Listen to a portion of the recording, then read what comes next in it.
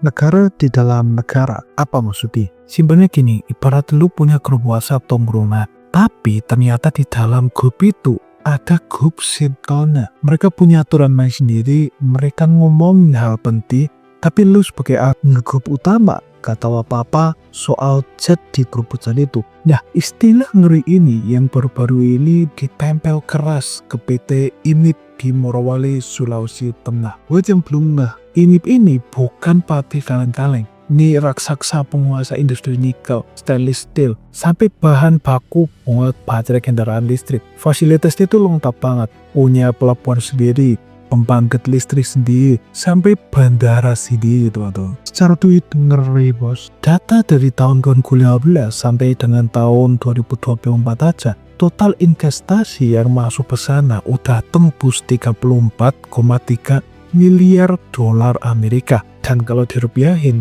itu setara 594 triliun rupiah. Kakaknya gila kan? Tapi pertanyaan besarnya, salahnya di mana? Nah, kritik soal negara di dalam negara ini muncul bukan karena kita iri sama ini atau anti sama investasinya. Bukan itu. Kritik ini muncul karena adanya titik botak pengawasan kedaulatan yang ada di sana. Masalah utamanya sederhana, tapi fatal. Ada entitas asing raksasa yang beroperasi, punya bandara khusus, tapi aparat penegak hukum kita, terutama bea cukai dan imigrasi, selama bertahun-tahun justru nggak hadir secara penuh di pintu gerbangnya. Bayangin aja, lalu lintas orang asing dan barang keluar masuk di bandara itu, tapi pencatatan dan pemeriksaannya longgar karena nggak ada pos aparat negara yang standby di sana.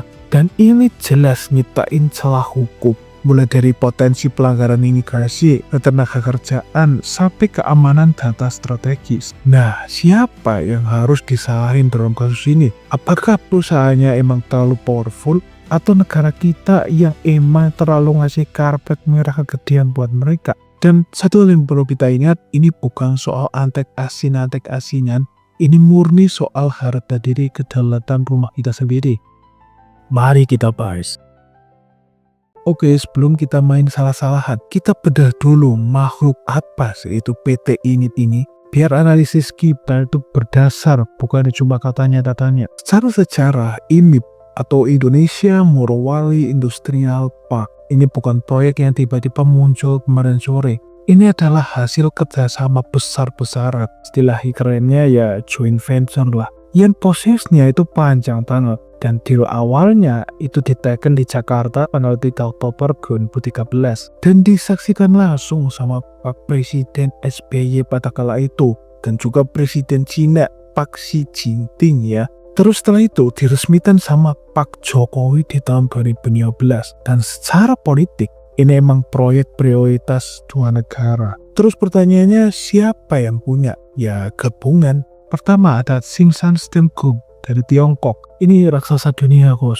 Mereka punya teknologi, mereka punya modal gede, dan tentu saja punya pasarnya. Dan kedua dari Indonesia ada Bintang 8 Group, pemain lokal yang pegang lahan tambang di Morowali itu sendiri. Jadi dealnya itu simple. Lu punya nikel, mau punya pabrik dan duit, kita gabung bikin kawasan industri. Nah tadi kalau bicara soal gampang ekonomi, kita harus akui lah angkanya itu emang gila sih. Dan sampai pertengahan 2025 ini aja, investasi yang masuk ke sana itu totalnya udah sekitar 562 triliun rupiah. Bukan miliar ya, tapi triliun bang. Terus kontribusi ekspor mereka buat negara itu rata-rata di atas 15 miliar dolar Amerika per tahun. Jadi kalau dibilang ini aset vital, ya emang bener. Duitnya tuh kenceng banget buat devisa kita. Tapi ada satu data yang sering dipelihara sama orang-orang, yaitu soal tenaga kerja. Coba lu perhatiin hitungan ini baik-baik. Data per Mei 2025 nyata total pekerja di sana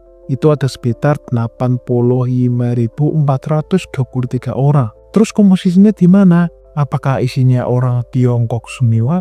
Ya enggak juga sih. Mayoritas tetap tenaga kerja Indonesia. Jumlahnya sekitar 68 ribuan sampai 70 ribuan orang. Sisanya sekitar 15 ribuan sampai 17 ribuan orang baru tenaga kerja asing. yang kebanyakan mereka adalah teknisi dan ahli dari Tiongkok sana. Jadi kalau di presentase, TKI itu menguasai 80% sampai 85%. Dan TKA cuma 15-20% aja. Dan secara data, IMIP ini sukses besar, investasinya jumbo, nyerap puluhan ribu pekerja kita, dan ngasih untung yang bisa dibilang lumayan gede. Nah pertanyaannya sekarang, kalau emang sejuan itu, dan semenguntungkan itu bukan cuma buat mereka tapi buat negara juga, kenapa kawasan ini malah dituduh jadi negara dalam negara? Terus kenapa banyak pejabat yang kayak gelisah banget? Jawabannya bukan di pabriknya, tapi itu gerbangnya. Pusat masalahnya itu ada di bandara ini itu sendiri. Bandara ini statusnya itu unik. Ini punya swasta atau punya perusahaannya lah. Dan status resminya di Kementerian Perhubungan adalah bandara khusus domestik.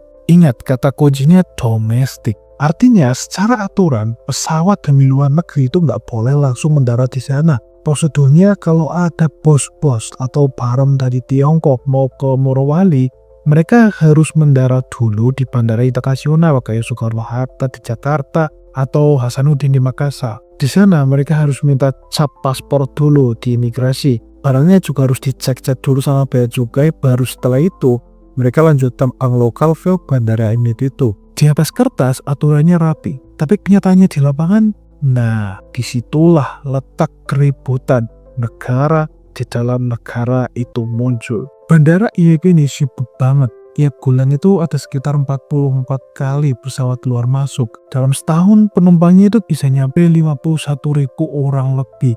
Isinya ya campuran, ada pekerja lokal, ada juga ribuan pekerja asing. Masalahnya gini, karena status bandaranya itu cuma domestik atau lokal, jadi selama bertahun-tahun pemerintah itu nggak ngerasa perlu naruh pos bea cukai ataupun imigrasi secara permanen di sana. Alasannya simpel, kan orang-orang ini asumsinya udah diperiksa di Jakarta pas transit gitu ya, ngapain diperiksa lagi di Morowali? Nah, kedengarannya masuk akal kan?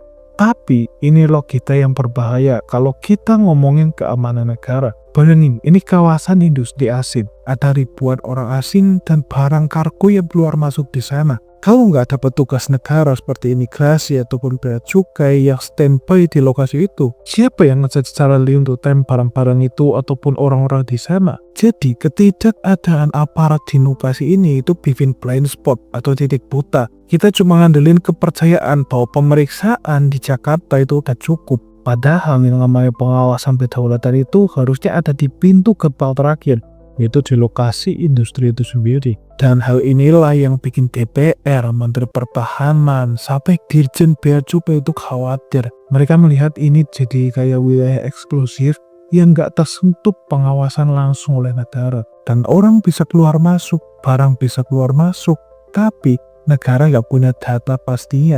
Karena nggak ada petugas yang jaga di sana, Mak. Dan itulah kenapa istilah negara di dalam negara itu bisa muncul. Bukan karena mereka mau bikin negara baru atau negara sendiri, tapi karena ya apa negara kita ya ada di sana buat ngawasi.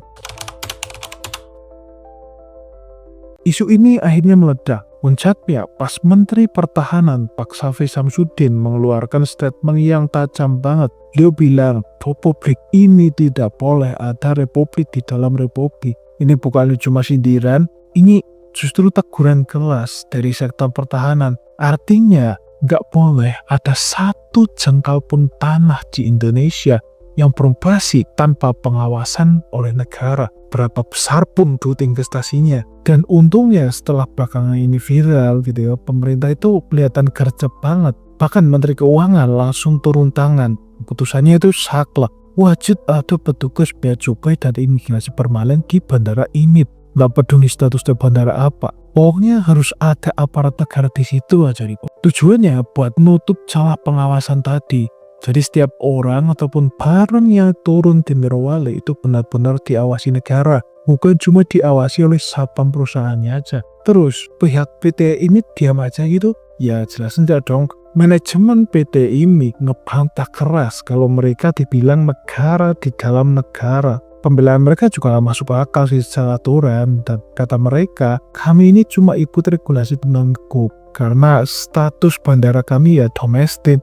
Jadi wajar kalau presidennya kayak gitu. Semua orang asing kan udah diperiksa di Jakarta, jadi kami gak mau hukum apa-apa. Nah, mereka bilang kalau mereka tuh open banget, mau ditaruh bea cukai kayak, mau ditaruh imigrasi kayak, mereka siap buat fasilitasi. Jadi menurut Ingrid, ini murni masalah koordinasi antara instansi pemerintah aja di masa lalu yang emang belum sinkron, bukan karena mereka niat buat ngelawan negara, katanya. Tapi kalau gue boleh kasih pendapat, masalah ini sebenarnya lebih dari sekedar salah paham administrasi. Ini soal prinsip dasar, kita punya undang-undang keimigrasian dan undang-undang kepabeanan. Yang intinya tuh bilang, pintu keluar masuk orang dan barang itu wajib dijaga sama aparat.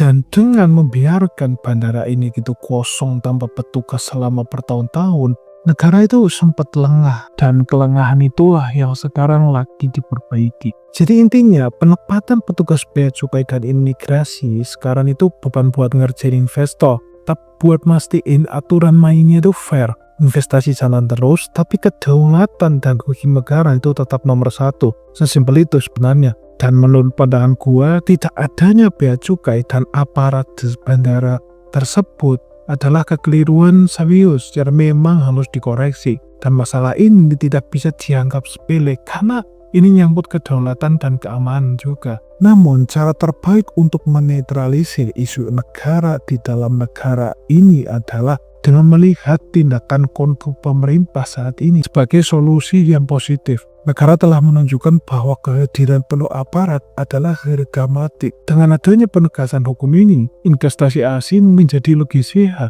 dan berkelanjutan di Indonesia. Karena ada kepastian bahwa aturan main itu gelap buat semua. Jadi alih-alih terus mempermasalahkan kesalahan di masa lalu, kita sebaiknya fokuslah pada bagaimana penegasan kedaulatan ini justru membuat ini menjadi model investasi yang patuh dan aman di masa depan. Jadi gimana menurut kalian? Apakah ini adalah negara di dalam negara atau apa nih? Tulis pendapat kalian di kolom komentar di bawah buat kasih PT, saran, pendapat, masukan, ataupun polipat buat dipakai di kolom komentar di bawah. Sampai jumpa di video berikut.